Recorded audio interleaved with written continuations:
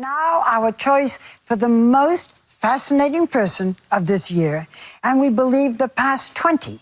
Remember at the beginning of the show when the president of ABC News told us who should be the most fascinating person of 1993? Well, I guess Rue Knowledge knew a thing or two.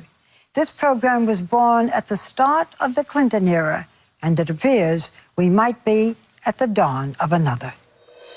This year is the first time in decades that neither you nor your husband are in public office.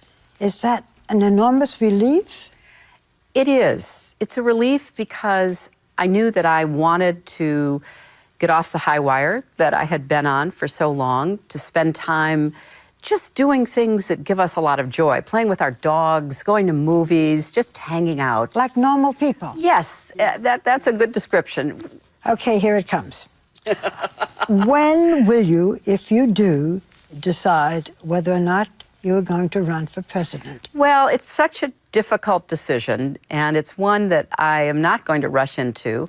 And I don't think we should be looking at the next election. I think we should be looking at the work that we have today. Our unemployment rate is still too high. We have people getting kicked off of food stamps who are in terrible economic straits, small businesses not getting credit. I could go on and on. So I think we ought to pay attention to what's happening right now.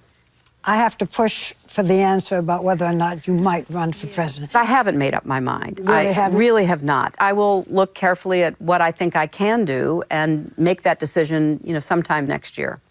Does your husband want you to run? He is very respectful. He knows that this is... He does want you to run. Well, he wants me to do what I think is right.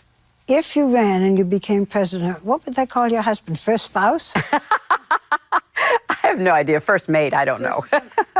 Do you think it's important that we have a female president? I do. I do think it's important. I don't know the exact timing of it or who that might be. But my friend Michelle Bachelet was just re-elected president in Chile. Dilma Rousseff, whom I admire greatly, is the president of Brazil. Angela Merkel is probably the most important leader in Europe, if not beyond. And it matters. It matters because we have half the population that has given so much to building this country, to making it work. And of course, I want to see a woman in the White House because, if I look at my friends and former colleagues who are now in the Senate, it was the women senators on both sides of the aisle who finally broke the fever over the government shutdown and the debt limit debate. They have been working across party lines, and we need more of that. I listen to you and I think you got to run. Something, you got to run. This is the way I talked, 40 years ago, Barbara. This is what gets me up in the morning. I care so much about what's going to happen to this country because I'm a beneficiary of all the sacrifice that my parents' generation and generations before made. I sure don't want to be part of a generation that sees America's dream be depreciated when I don't think that is necessary. There's so much more we can do.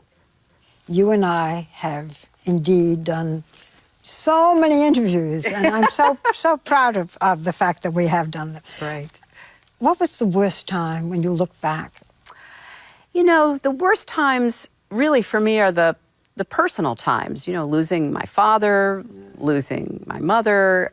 Those are the hard times for me. I mean, when you're in the political public arena, you're going to get credit you probably don't deserve and blame you probably don't deserve. And you have to chart your own course and you have to stand up for what you think are the right decisions. I had an older woman who was a friend of mine. She said, at the end of your life, it's all about your relationships. And she said, I've loved and I've been loved.